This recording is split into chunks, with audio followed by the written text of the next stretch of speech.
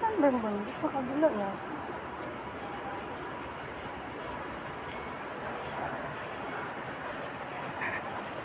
Kung wala ka talaga sa maglabas ka nga, wala ka sa isipan. Ang kakalabas mo palang wala na, stress ka na sa buhay. Kaya hindi mo na alam kung saan ang papuntahan mo.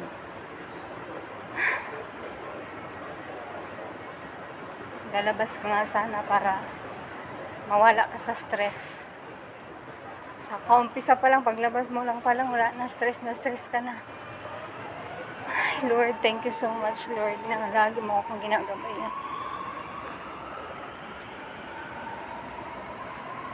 Ang dami mga pagsubok ko araw-araw, guys. Lagi nandito ka, Lord.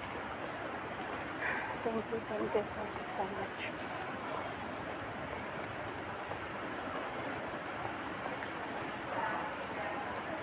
Dahil pagod na nga ako, pero hindi pwede akong mapagod.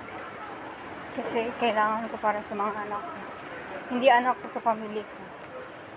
Dahil ako ang panganay, kailangan lalaban ako kahit anumang pagsubok. Hanggat kaya ko. Talagang papangako sa sarili ko nga, kaya ko to. Alam ko na kaya ko talaga to.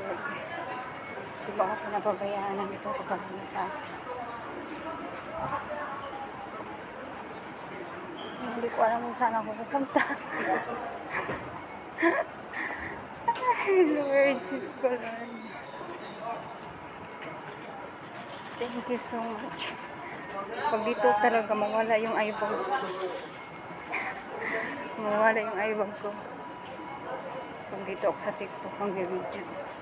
Pero yung sa totoo lang, guys, yung eyebag ko laki-laki sa ako. As in, ang laki talaga. Kung dito sa TikTok, nawawala siya.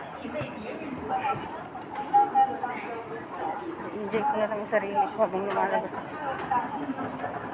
Ang dami pupuntahan ngayon, guys. Magala-gala talaga kung bumili lang ako ng print sa sarili ko.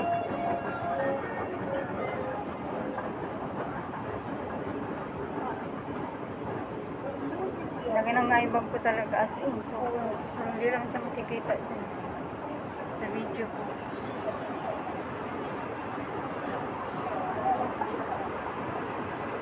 Ayan, guys.